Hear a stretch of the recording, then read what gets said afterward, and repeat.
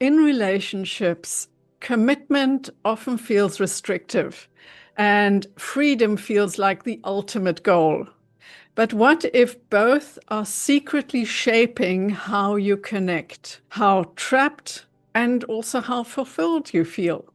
In the relations game, commitment and freedom are forces that shape or determine your intimacy, your trust, and also your growth within the relationship. The squares process uncovers those hidden patterns where we crave for freedom or cling to commitment, revealing what's really driving our choices when we meet with others. I'll share examples, but the real value comes from your own reflections. Just ask yourself, where do I pull away and where do I fully show up? And that's where you'll find the nuggets, the blind spots that by understanding them, by just seeing them, actually you can make changes in your relationships.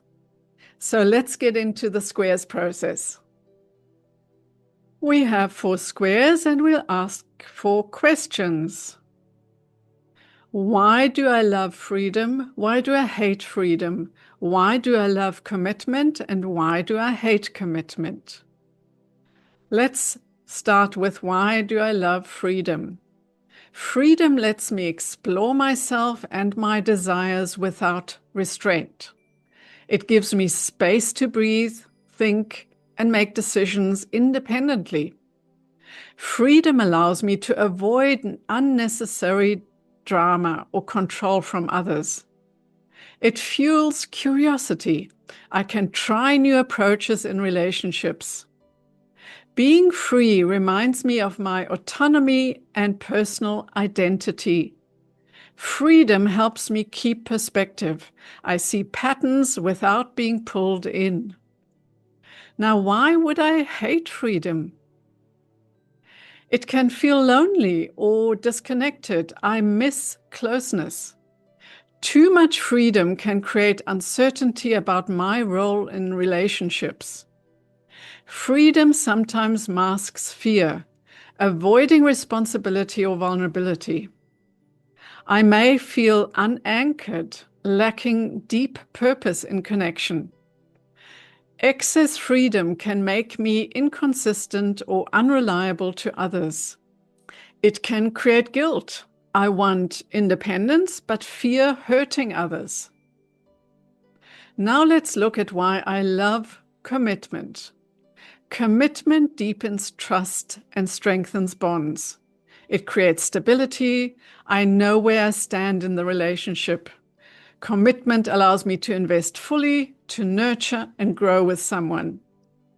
It brings clarity. I can focus energy on what truly matters. Commitment teaches patience and resilience. Working through challenges builds depth.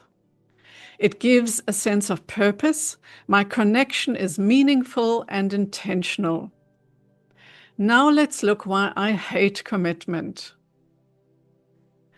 It can feel restrictive. Obligations may limit my freedom. Commitment exposes me. I fear disappointment or rejection. It can create dependency. I might lose myself in another person.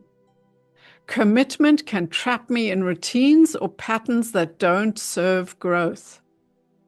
Pressure to uphold promises may feel heavy or stressful.